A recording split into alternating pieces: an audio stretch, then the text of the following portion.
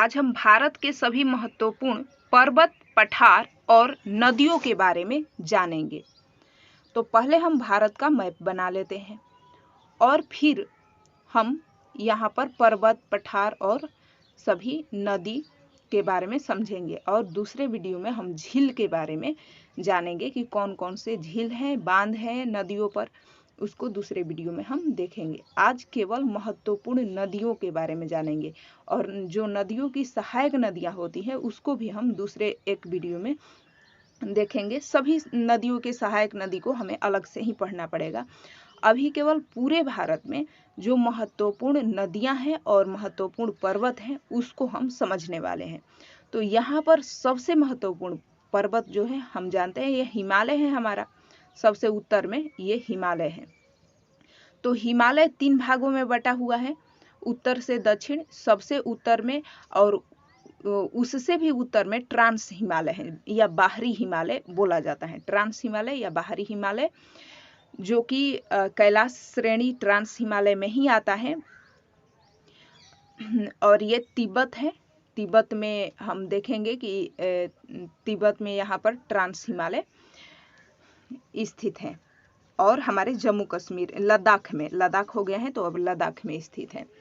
ये जो है ये मध्य हिमालय या निम्न हिमालय और सबसे ऊपर में तो महान हिमालय है। ट्रांस हिमालय के बाद में पड़ता है महान हिमालय या हिमाद्री के नाम से भी जाना जाता है महान हिमालय को, क्योंकि बहुत ऊंचा है तो यहाँ पर हमेशा बर्फ ही जमा रहता है। तो हिमाद्री या महान हिमालय एक है। उसके दक्षिण में यानी बीच में जो है वो फिर मध्य हिमालय पड़ता है और उससे भी दक्षिण में मध्य हिमालय को हम निम्न हिमालय के नाम से भी जानते हैं। और मध्य हिमालय के जब आप दक्षिण में जाएंगे, मध्य हिमालय के दक्षिण में, तो यहाँ पर पाया जाएगा शिवालिक। कौन सा? शिवालिक रेंज। मध्य हिमालय के बाद में शिवालिक, ये पूरी तरह से जो पश्चिम से पूरब तक शिवालिक। तो ये हमारा हिमालय है, हिमालय यानी पर्वत। अब इसके दक्षिण में गंगा नदी का मैदान है। क्यों? क्योंकि यहाँ से हम जानते हैं कि यहाँ पर ग्लेशियर पाए जाते हैं और उत्तराखंड में, ये उत्तराखंड है तो यहाँ पर 2 प्रमुख ग्लेशियर को याद रखेंगे आप, एक गंगोत्री और एक जमुनोत्री। तो गंगोत्री से हमारी गंगा नदी निकलती है और जमुनोत्री से जो गंगोत्री और बंदरपूछ जमुनोत्री जो है वहाँ से ये बंदरपूछ से निकलती है जमुना नदी।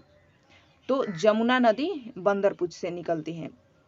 अब गंगोत्री से जो गंगा नदी निकल रही है तो ये आ करके और यहाँ पश्चिम बंगाल में डेल्टा बनाती है और 2 भागों में बट जाती है फरक्का बैराज के पास आ करके। एक भाग को इसके ये पश्चिम बंगाल है तो पश्चिम बंगाल में एक भाग को हम हुगली नाम से जानते हैं, जो पश्चिम बंगाल में चली जाती है तो ये हुगली नाम से जानी जाती है। और हुगली नदी के ही किनारे जो कोलकाता शहर है वो बसा हुआ है हुगली नदी के किनारे। ये फरक्का बैराज है। और पूरब में जो बांग्लादेश में चली आई जो शाखा इसकी, तो बांग्लादेश वाली शाखा को किस नाम से जानेंगे? बांग्लादेश वाले को हम पद्मा नाम से जानते हैं। और जो बांग्लादेश में है वो पद्मा, और जो पश्चिम बंगाल में है वो हमारा हुगली नदी है जहाँ पर कोलकाता शहर बसा हुआ है। और यह है पद्मा नाम से जानी जाती है। ये पद्मा है। फिर इसी में आकर के और एक जमुना नदी मिलती है। हमारा ब्रह्मपुत्र नदी जो है उसे ही जमुना नदी के नाम से जाना जाता है। ये बंगाल की खाड़ी है। बंगाल की खाड़ी में सभी नदियां आकर के डेल्टा बनाती हैं। जितनी भी पश्चिम से पूरब की ओर नदियां प्रवाहित हो रही हैं, क्योंकि पश्चिम में उधर ऊंचा स्थान है और हम जानते हैं कि ऊंचाई से पानी जो है नीचे की तरफ आता है, तो ये नदियां सभी अपने पानी लेकर के दक्षिण की तरफ आती हैं। यहीं पर है जमुना नदी, जो गंगा नदी की सबसे बड़ी सहायक नदी है।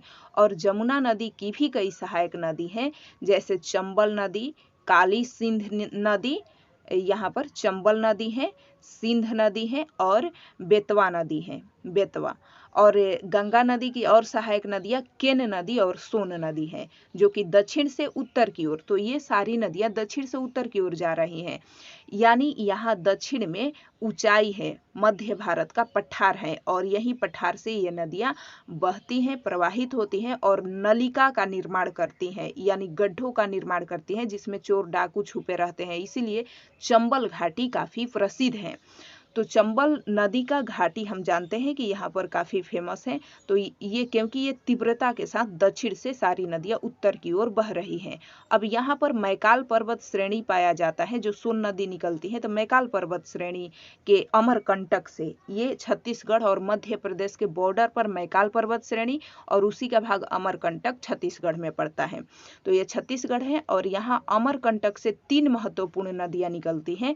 उत्तर की ओर प्रवाहित होती है सोन नदी, और पूर्व पश्चिम की ओर नर्मदा नदी यहाँ से निकलती है और पश्चिम में बह जाती है नर्मदा नदी, और फिर पूरब की ओर बहती है दामोदर नदी, जो कि हुगली की सहायक नदी है। हुगली नदी में जाकर के मिल जाती है, यहाँ से दामोदर नदी निकलती है। तो 3 महत्वपूर्ण नदियाँ निकलती हैं, इसको आप याद रखेंगे। तो ये है अमरकंटक, अमरकंटक।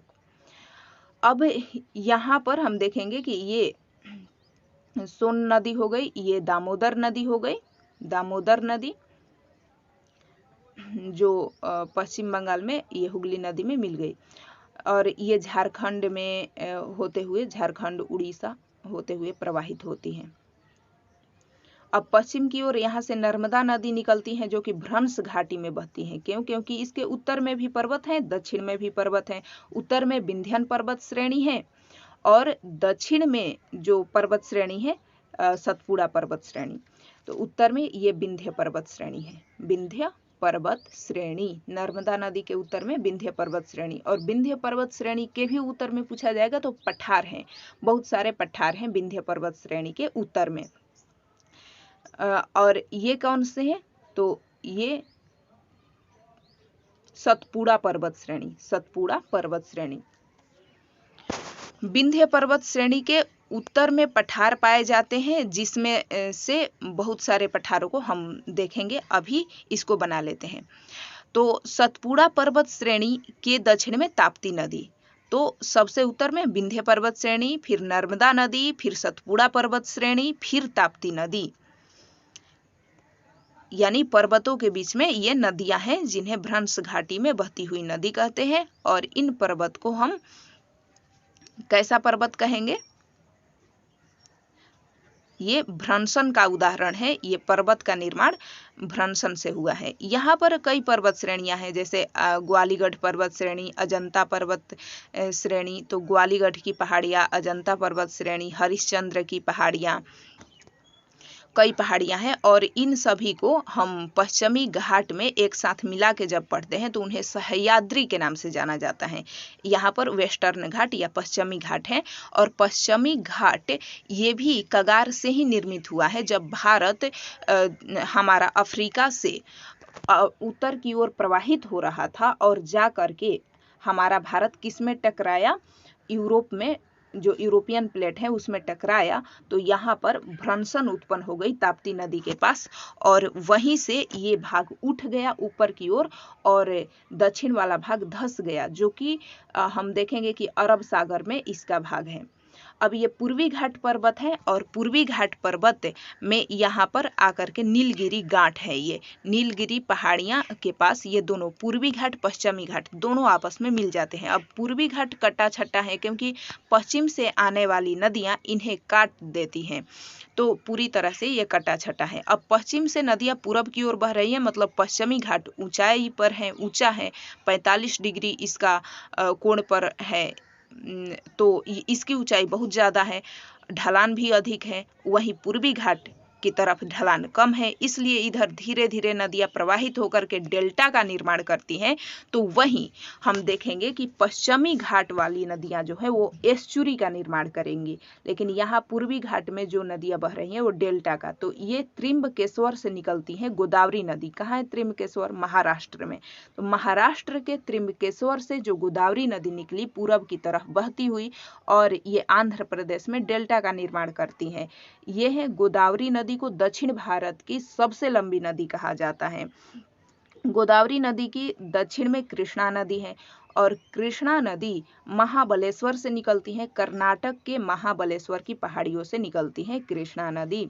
ये सभी पहाड़ी हैं, पर्वत हैं, पश्चिमी घाट में पड़ता है। तो यहाँ से कृष्णा नदी और कृष्णा नदी हो गई, गोदावरी नदी हो गई, कृष्णा नदी हो गई। अब इसके दक्षिण में कावेरी नदी है, कावेरी नदी। तो गोदावरी नदी पर बांध बहुत ज्यादा है क्योंकि इसकी पानी गहराई में है, नीचे पाया जाता है, तो इसलिए बांध बना के पानी को ऊपर लाया जाता है। अब यहाँ पर है ये पर्वत है, कई पर्वत तो देख लेते हैं। ये डोडा बेटा जो चोटी है ना, नीलगिरी पर्वत की सबसे ऊंची चोटी है डोडा बेटा, लेकिन नीलगिरी की ही है सबसे ऊंची चोटी। अगर पश्चिमी घाट की पूछा जाए तो इसके दक्षिण में पाया जाता है अन्नामलाई की पहाड़ी, जिसकी सबसे ऊंची चोटी अनाईमुडी दक्षिण भारत की सबसे ऊंची चोटी है, अनाईमुडी। और अन्नामलाई की पहाड़ी के दक्षिण में जो पाया जाता है यहाँ पर और दक्षिण भारत में कार्डमम की पहाड़ी या इलायची की पहाड़ी भी यहीं पर पाया जाता है। तो कई पहाड़ियां हैं यहाँ पर, इलायची की पहाड़ी या कार्डमम की पहाड़ी है। अब हम देखेंगे कि यहाँ ये जो गोदावरी नदी है ये दक्षिण भारत की सबसे लंबी नदी है, तो इसको भी लिख लेते हैं, दक्षिण भारत की सबसे लंबी नदी। और ये कृष्णा नदी के बीच में भी एक पेन्नार नदी पाया जाता है, पेन्नार नदी और पलार नदी यहीं पर पाई जाती है। पेन्नार नदी, पलार नदी छोटी छोटी नदियां हैं, तमिलनाडु में ये नदियां पाई जाती हैं। ये और सभी डेल्टा का निर्माण करती हैं। उत्तर में हम उड़ीसा के पास देखेंगे एक महानदी है, तो ये दक्षिण में बैगई नदी जो है, तो इसको भी आप याद रखेंगे। बैगई नदी के किनारे ही मदुरै है, तो कावेरी के दक्षिण में बैगई, पेनार, कावेरी, वैगई। अब यहाँ पर उड़ीसा में महानदी, ये है महानदी, महानदी। और महानदी भी डेल्टा का निर्माण करती है, महानदी भी डेल्टा का निर्माण करती है। तो पश्चिम से पूरब की ओर बहने वाली सभी नदियाँ डेल्टा का निर्माण करती हैं, इसीलिए पूरब में उपजाऊ भूमि बहुत ज़्यादा है और मैदान चौड़ा है। वहीं पश्चिमी घाट का मैदान पतला है, चौड़ा नहीं है। क्यों? क्योंकि पश्चिमी घाट में जो नदियां आ रही हैं पूरब से पश्चिम की ओर, जैसे नर्मदा नदी, ताप्ती नदी, तो ये तीव्रता के साथ गिरती हैं अरब सागर में, और क्योंकि 45 डिग्री ढलान है तो यहाँ पर एस्चुरी का निर्माण करती हैं, ज्वार नदमुख बनाती हैं, डेल्टा नहीं। क्योंकि तेजी से आ रही हैं तो वो एस्चुरी बन जाता है, और इस तरह से प्राकृतिक बंदरगाह यहाँ पर बहुत ज़्यादा पाए जाते हैं। ये मैदान पहले नहीं था, ये पहाड़ ही था, कगार था, कगार का निर्माण हुआ। पर्वतों से निकलने वाली नदियों ने यहाँ पर मिट्टी बिछा करके और मैदान का निर्माण कर दिया। तो इधर मैदान में भी शहर हैं, जैसे मुंबई हो गया, तो ये सभी इन पर स्थित हैं पश्चिमी घाट के मैदान में। और उसके बाद में हम देखते हैं कि पश्चिमी घाट पड़ता है। तो पश्चिमी घाट जो है या पूर्वी घाट है, तो ये जब बारिश होने का समय आता है, तो हम जानते हैं कि जून के मौसम में बारिश होता है, तो हम देखेंगे कि पश्चिमी घाट से टकरा करके बारिश बहुत ज़्यादा पश्चिम में होता है, लेकिन पर्वतों के पूर्व में बारिश नहीं होता।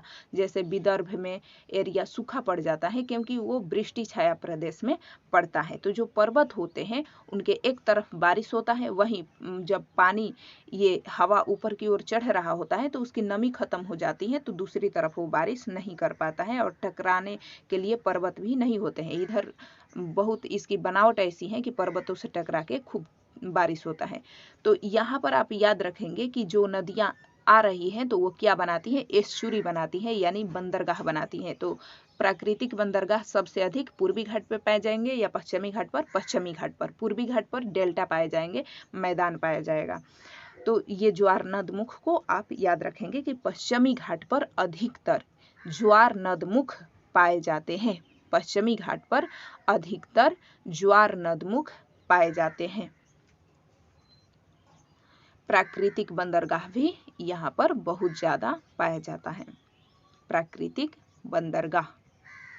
पश्चिमी घाट पर, पूर्वी घाट पर डेल्टा पाए जाते हैं, बहुत अधिक डेल्टा पाए जाते हैं पूर्वी घाट पर। पूर्वी घाट का निर्माण बहुत पहले ही हुआ था, जब भारत अफ्रीका से टूटा तभी।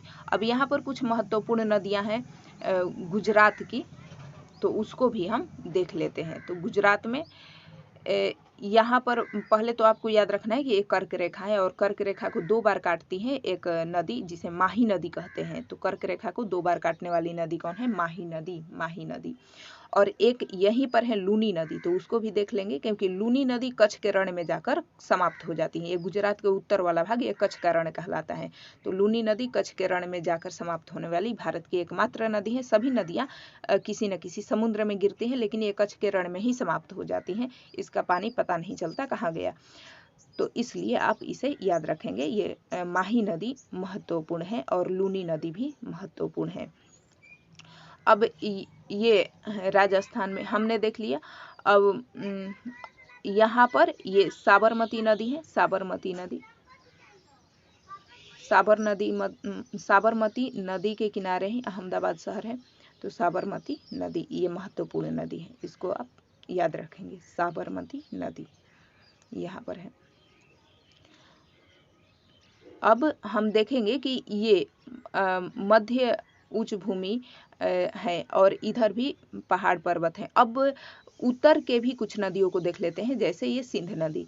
तो सिंधु नदी जो है, सिंधु नदी कहाँ से निकलती है? तिब्बत के एक ग्लेशियर है और तिब्बत के ग्लेशियर से ये सिंधु नदी निकलती है, तिब्बत से, और ऐसे पाकिस्तान में जाते हुए अरब सागर में गिर जाती हैं। अब सिंधु नदी की कई सहायक नदियां हैं, जैसे झेलम नदी सिंधु नदी की सहायक नदी है और झेलम नदी की भी कई सहायक नदियां हैं। तो वो सभी सिंधु नदी की भी सहायक नदियां कहलाएंगी और झेलम नदी की भी। तो ये झेलम नदी को बड़ा बनाना पड़ेगा क्योंकि इसमें कई नदियां आकर के मिलती हैं। तो झेलम नदी को हमने बना लिया। झेलम नदी ये जम्मू कश्मीर से निकलती हैं और यहाँ पर जो हिमाचल प्रदेश है, तो हिमाचल प्रदेश से चिनाब नदी बड़ा लाचा दर्रा के पास से निकलते हैं, चिनाब नदी और रावी नदी हिमाचल प्रदेश से।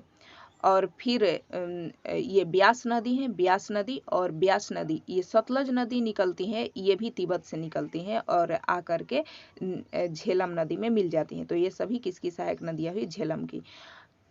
और झेलम नदी किस में मिल जाता है? सिंधु नदी में। तो इस तरह से सिंधु नदी की सहायक नदी झेलम नदी और झेलम नदी की ये 4 सहायक नदी है। कुल मिला के 5 यहाँ पर नदियों को आपको याद रखना है। ये राक्षस ताल से निकलता है और यहीं पर है चेमायोंगडुंग ग्लेशियर। ग्लेशियर बहुत ज़्यादा है क्योंकि उत्तर में बर्फ़ ही बर्फ़ है, तो सब पानी जम जाता है, तो नदियों का जमा हुआ पानी ही ग्लेशियर होता है। तो ये जो ग्लेशियर है चांगयांगडुंग ग्लेशियर, तो चांगयांगडुंग ग्लेशियर से एक नदी निकलती है, ब्रह्मपुत्र नदी। और ये ब्रह्मपुत्र नदी को कई नामों से जाना जाता है। जब भारत में अरुणाचल प्रदेश में आती है तो सियांग या सिकांग नाम से, फिर ब्रह्मपुत्र नाम से असम में, और जब यह बांग्लादेश में जाती हैं तो जमुना नाम से इसे जाना जाता है, जमुना नाम से। तो यहाँ पर जमुना, यहाँ पर ब्रह्मपुत्र नदी के नाम से जाना जाएगा असम में, और अरुणाचल प्रदेश में सियांग नदी के नाम से जाना जाएगा इसे, सियांग या सिकांग।